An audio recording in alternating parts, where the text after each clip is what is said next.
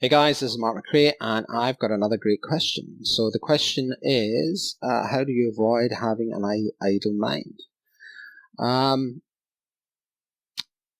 that's actually a harder question to answer than I thought because I don't think I've ever had an idle mind.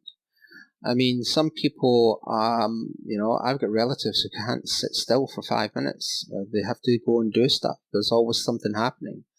I've never once that I can remember having an idle mind. I mean, for me, it's the exact opposite. My mind is so active that in the morning I have to have the discipline of going through it. I'll usually have a workout and then I'll stretch. But the stretching is really trying to quiet my mind. It's a form of meditation for me. And before I go to sleep, I've got an app on my phone that I listen to. I think it's called Waking Up by Sam Harris, and that kind of calms me down. But how do you stop having an idle mind?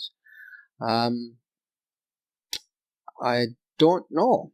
I don't know if I can answer that question because I've never had a time or a period in my life where I wasn't totally buzzing with ideas and concepts. That's one of the reasons why I love to help entrepreneurs, is because they're like me. It's my tribe. I can talk to them. They are similar. But, so let's be constructive here. If I had to answer that question, how would I stop having an idle mind? It would probably be to stimulate it, right? So it's kind of like if you haven't exercised for a while, if you're out of condition, it takes weeks to get back into that point where you look forward to working out. So I'd find something that really interests me. Let's say you watch a lot of TV, but you like a particular, maybe you like period pieces. Maybe you like stuff like the Game of Thrones and things from the 15th century, 16th century. Maybe you like sci-fi. Maybe you like whatever the thing is that you like that stimulates you. Take it to the next level. Maybe get involved with a group. Maybe start writing about it. Maybe take a more active role in developing how you think. So most people are a kind of mishmash of the people that they're close to and associate with. So if you have 5 friends, you can almost guarantee that your income is similar to those 5 people. In fact, the majority of people, whether they like it or not, when they grow up, usually marry somebody within a 10-mile radius of the same religion and of a similar background, right? It's just who we are. It's the unusual or unique person who steps outside of that boundary. So, and I think the secret of not having an idle mind would really come down to deliberately building a habit of not being idle by forcing yourself to focus on things that you want to achieve. And that idleness will slowly go away.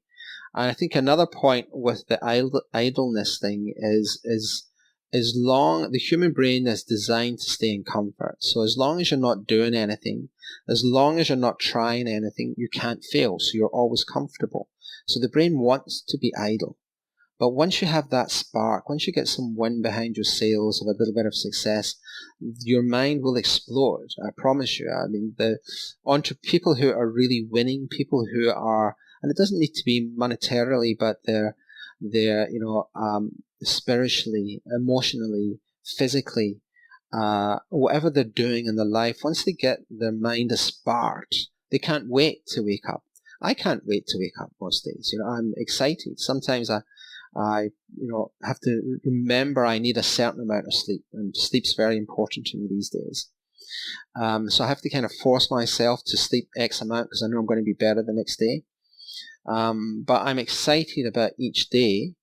But if I had a very idle mind, that's what I would do. I think the fact that you asked the question shows that you're ready to explore different options and that you're ready for change.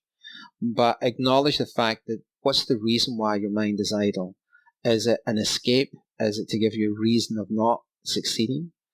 And whatever that reason is, if you can look at that honestly and asking the question is the first step towards that, then you can build a plan out of that. The mind is very malleable. That you can do anything with your mind. It's like, you just got it into the habit of making things happen. So a bit of an unusual question. I do like those types of questions. So if you have a question you would like me to answer or give my opinion on, just leave it for me. Thanks, guys.